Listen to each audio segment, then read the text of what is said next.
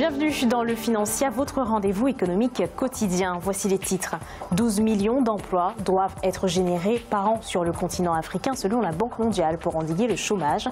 L'institution met en garde sur les effets négatifs de ce phénomène. Modernisation des raffineries en Égypte, une mesure prise par le gouvernement pour créer d'importantes réserves en hydrocarbures et pour faire face aux fluctuations des prix mondiaux. Et en fin d'édition, nous ferons le point sur les marchés boursiers du continent.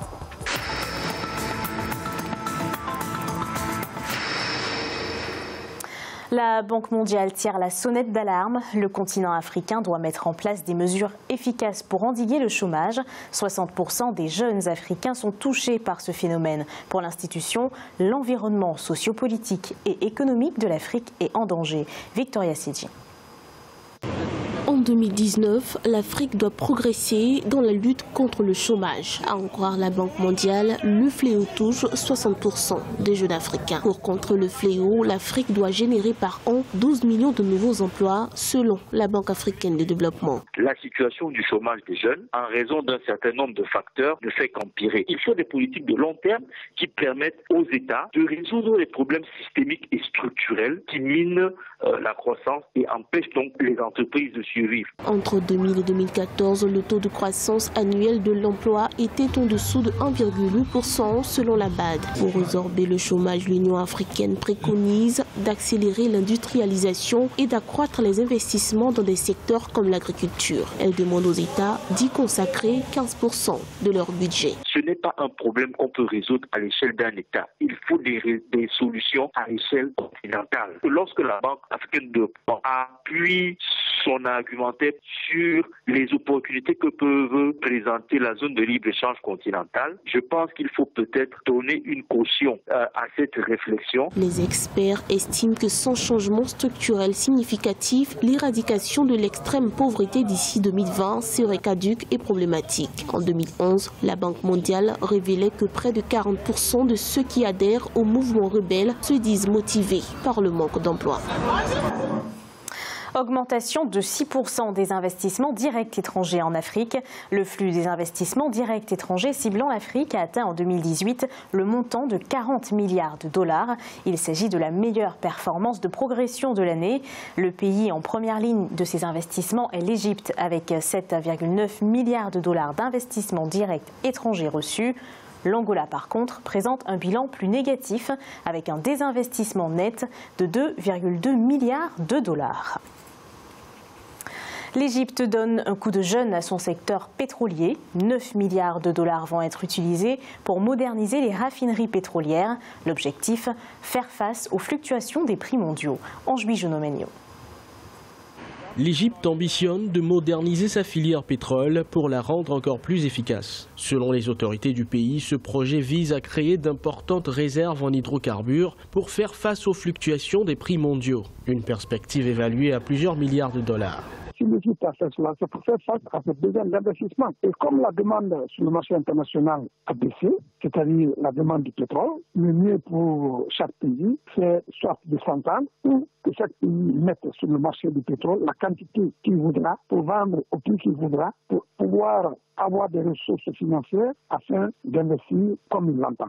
Pour atteindre son objectif, l'Égypte compte moderniser 6 de ses raffineries de pétrole pour un coût d'environ 9 milliards de dollars. Les investissements échelonnés sur une période de 4 ans vont améliorer la production nationale à 41 millions de tonnes par an selon les autorités.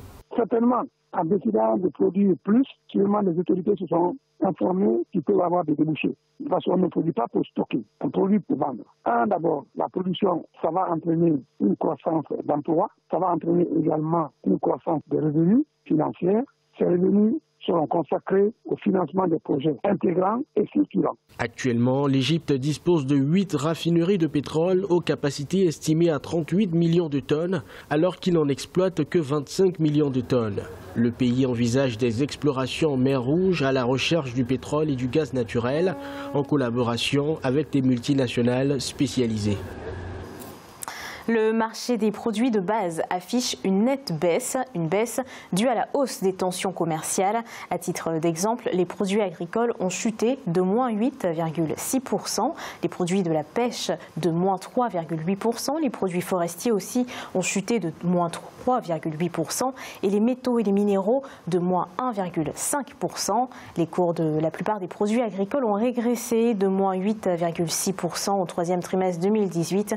Les produits énergétiques, de leur côté, ont progressé de 1,3% au troisième trimestre 2018. Boom des arrivées touristiques mondiales grâce à l'Afrique et au Moyen-Orient. Elles ont augmenté de 6% pour atteindre 1,4 milliard selon l'Organisation mondiale du tourisme. Les arrivées touristiques en Afrique ont augmenté de 7%, soit bien au-dessus de la moyenne mondiale. C'est la zone nord qui s'en sort avec la plus forte croissance, plus 10% contre 6% pour l'Afrique subsaharienne. Globalement, le nombre d'arrivées touristiques sur le continent se chiffre à 67 millions sur l'année écoulée. Écoutons la déclaration du secrétaire général de l'OMT, Zourab Pololikashvili. La croissance du tourisme observée ces dernières années confirme que le secteur est aujourd'hui l'un des moteurs les plus puissants de la croissance économique et du développement. Pour les prochaines années, nous tablons sur une amélioration continue des performances du tourisme mondial, notamment en Afrique. Le continent connaît une vague d'investissements de plus en plus soutenue dans la sphère publique et privée. Le secteur touristique devrait être boosté par le projet de marché unique du transport aérien africain de l'Union africaine. Il est à présent l'heure de faire le point sur les marchés boursiers du continent. En Afrique australe et océan Indien, la bourse de Maurice était en baisse de 0,11%. L'indice Osha de Johannesburg augmentait de 0,76%. L'indice de Nairobi enregistrait une baisse de 0,27%. Et l'indice du Botswana perdait 0,01%. En Afrique de l'Ouest et centrale, la BRVM d'Abidjan était en baisse de 0,18%. L'indice nigérian gagnait 0,01% et la bourse du Ghana gagnait 0,05%. Et en Afrique du Nord, la bourse de Casablanca était en baisse de 0,09%. L'indice égyptien était en baisse de 0,74% et l'indice tunisien était en hausse de 0,13%. C'est la fin de cette édition du Financière. Merci de nous avoir suivis. On se retrouve bientôt pour un nouveau numéro de l'économie.